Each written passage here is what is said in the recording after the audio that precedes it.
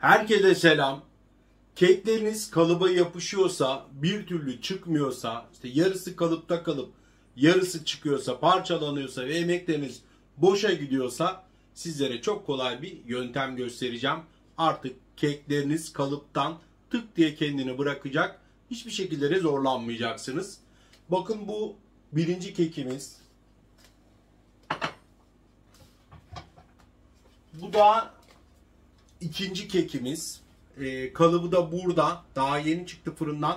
Sıcak bir şekilde şu anda. İlk sıcağını attıktan sonra çıkarttım.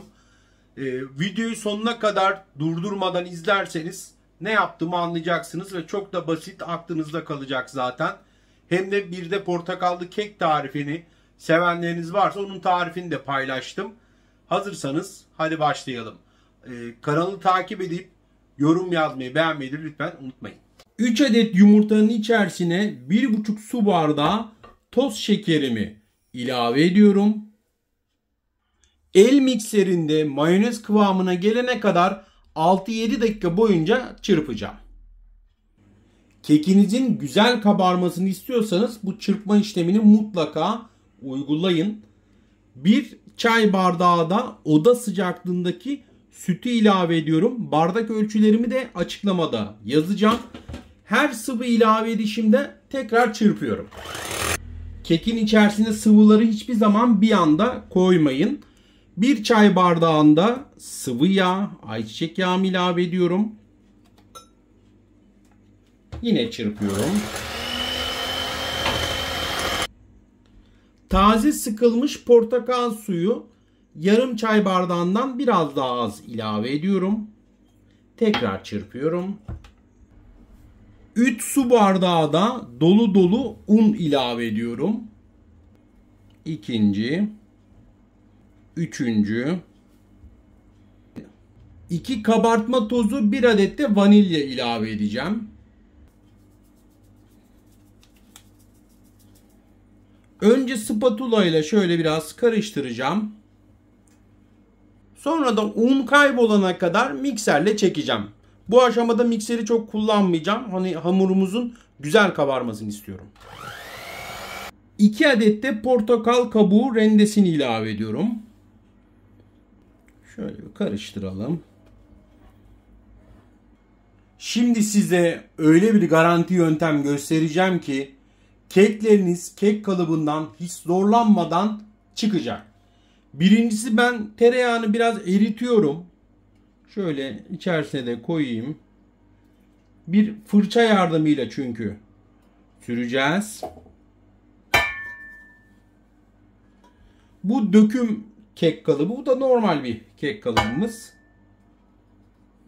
Her ikisinde de hani hem döküm kullanan hem normal kek kalıbı kullanan, işte alüminyum kullananlar varsa o ikisine de bir örnek vermiş olacağız. Şimdi bir fırça yardımıyla dökmüş olduğum tereyağını kalıbımın her yerine önce güzelce yedireceğim. Her ikisinde de bu işlemi bitireceğim şimdi. Kalıbımın her yerini güzelce tereyağı ile yağladım. Şimdi burada bir önemli, farklı bir püf noktamızda fazla olan yağını da alıyoruz. Kek kalıplarımızı, bunları da güzelce yağladık. Şu an 4-5 adet kek yapıyoruz çünkü. Püf noktamız burada un serpiyoruz.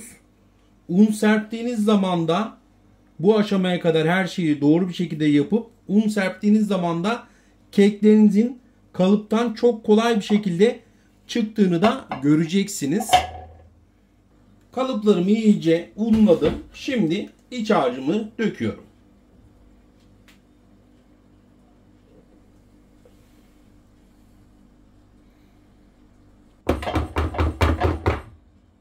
Şimdi doğru 160 derecede önceden ısıttığım alt üst moddaki fırınıma gönderiyorum. Şimdi fırınımı da önceden ısıttım 160 derecede. Şöyle bir keki koyalım. Öbür keki de hemen koyacağız.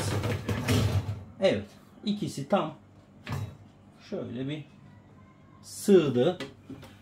45 dakika sürüyor benim. Alarmımızı da kuralım. Hani yine de bir bıçakla ya da kürdanla kontrol ediyoruz garanti olsun diye. 160 derecede alt üst modda pişiriyoruz. 5 dakika geçti. Keklerimizi bir bıçak yardımıyla da kontrol ettik. Gayet güzel bir şekilde pişti. Şimdi ilk sıcaklığını atmasını bekliyorum.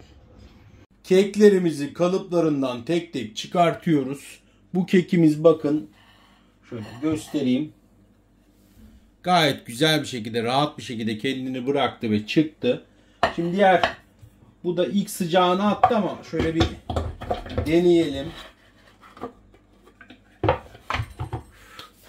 Hala da sıcak aslında. Nasıl rahat çıktığını hani size göstermek istiyorum böyle canlı canlı. İşte bu kadar. Bu kekimiz de gayet güzel bir şekilde kendini bıraktı. Kek kalıbımızın içerisinde bakın göstereyim. Bu şekilde tereyağı sürüp içinde unlarsanız çok rahat bir şekilde hiç zorlanmadan bakın tık diye bıraktı. Bütün kekleriniz çıkacaktır. Uzun kalıpta olan kekim de daha fırsat bulmadan arkadaşlar bitti bile. Ama şöyle içini size göstermek istiyorum pofidikliğini. Bakın. İçi gayet güzel bir şekilde pişiyor. Bazen arkadaşlar soruyor. Keşke bir dilim kesseydiniz, gösterseydiniz diye. İşte alın böyle merak edenler için içinde gösteriyorum. 160 derecede pişirdiğim için alt üst modda gayet güzel pişiyor. Hatta şöyle de bir bakın böleyim. Bakın. İşte bu. Bu kadar. Kek kalıplarınızdan çıkmıyorsa bu yöntemi kullanarak gayet rahat bir şekilde kekler kendini bırakacaktır. Siz de bu kadar emek verdikten sonra kekleriniz parçalanmayacak ve yapışmayacaktır. Ya da yarısı kalıba yapışıp yarısı da çıkmayacaktır. Mutlaka tavsiye ediyorum. Gayet kolay. Ailemize katılın. Yeni tarifleri kaçırmayın. Videolarımızda birçok böyle anlatımlı, pratik yemek tariflerini bulabilirsiniz. Videoyu beğendiyseniz de beğenmeyi, yorum yazmayı, deneyenlerden de görüşlerini yazmayı lütfen unutmasın. Görüşmek üzere.